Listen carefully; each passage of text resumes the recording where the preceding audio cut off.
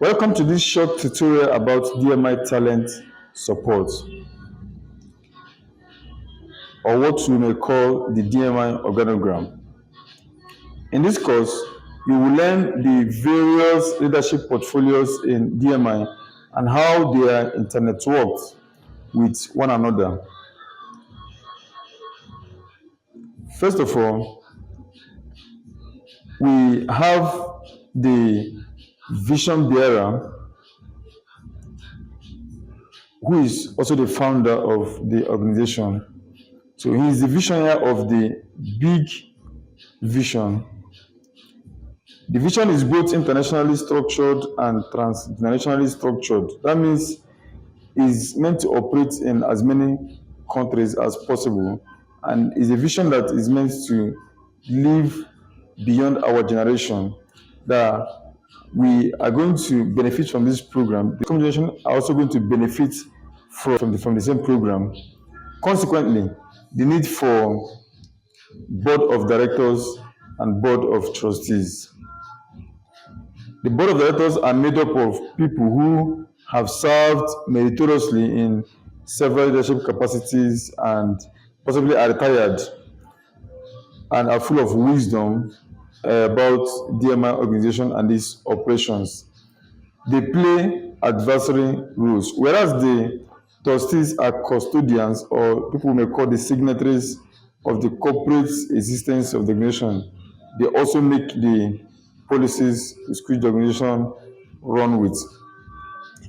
Then we have the next one, the management team, which we can also refer to as the working team.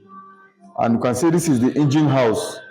They drive the vision, implement the policies and then the programs of the organization. In the next slide, we show the full components of the management team. Then after the management team, we have the state focal person. This is made up of about 36 states and the FCT. So the person who represents DMI in each state and implements our programs, we call them the state focal persons. And at the local government level, we have the supervisors. There are 774 local governments in Nigeria. So each of the local governments has a supervisor piloting the activities of DMI in such local governments. Then at the sixth tier of this organogram, we have the what we call the resource center coordinators. Every community has a DMI resource center that will engage the young people to discover, to develop, to display, to deploy, and to deploy their talent, which is the purpose of DMI. So in each of these communities, it will be piloted by the resource center coordinator. And then at the next stage of it, we have the DMI talent developers. I can say that every registered member is a talent developer. Every member will be either involved in coaching, sponsoring, mentoring, producing, packaging, or promoting these talents. So we don't have a dormant member. Every registered member is addressed as a talent developer.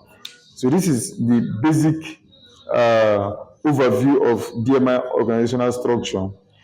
Now, let us look at the structure of the management team. Well, earlier mentioned that the management team is a working team. Of course, it's the largest team. First on the ladder, we have the president,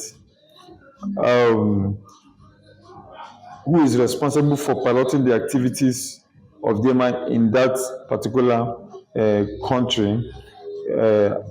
As an international organization, we expect to also run DMI activities in other nations.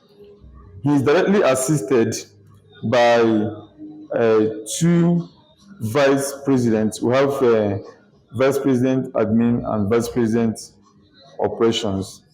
Whereas the vice president admin focuses on internal administration, corporate services and support functions, the VP operations focuses on the core business operations, productions, and delivery of our products and services, which is developing talent.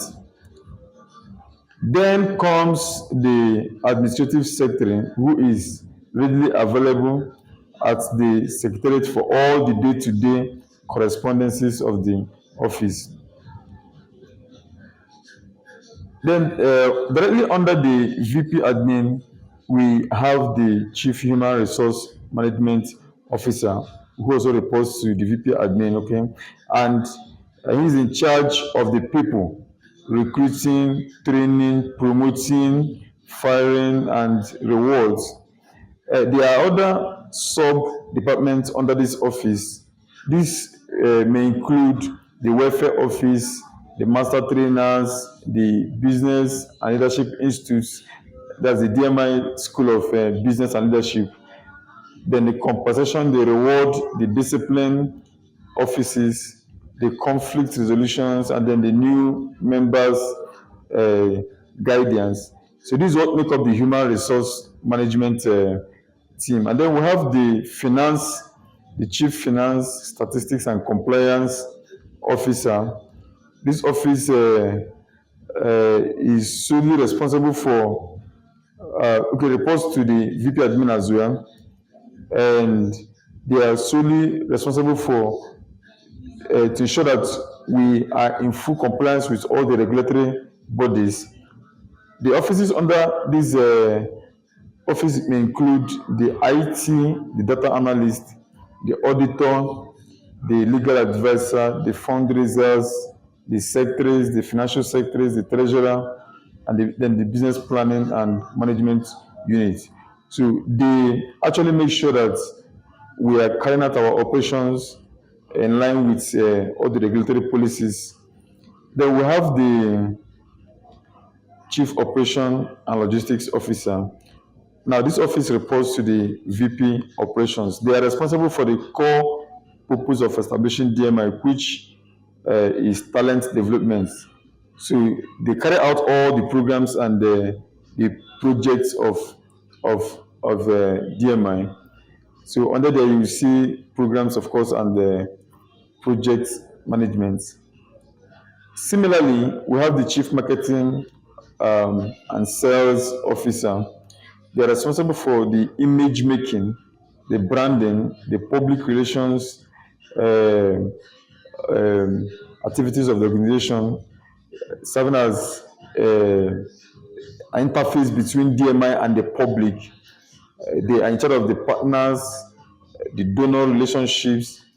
There are some offices under this portfolio, which may include the PRO, the research and development units, the graphics, media, the partners and donors relations, the social media, the digital marketing, the quality assurance, and all that are under this office. Furthermore, we have said that the Chief Operation Officer is responsible for the core business of DMI, that is developing talent. And for him to achieve that, he has to work with two project managers. One of them is in charge of the talent support activities, and the other one is in charge of the project, the cooperative and the business activities of DMI. So when we look at the project manager's role, that has the 5 components that make up our talent support activities. So they are saddled with the responsibility of helping young people to discover, to develop, and to showcase their talent in public speaking, helping young people to discover, develop, and showcase their talents in music, helping young people to discover, develop their talent in acting, and also in writing, reading, the book club, helping young people to develop their activities in this area, and most importantly to the ICT and the media to help young people to discover the activities in this area. This is actually what the main reason DMI was built up for, and these activities are being coordinated by the project manager, who is in charge of the talent support activities. Similarly,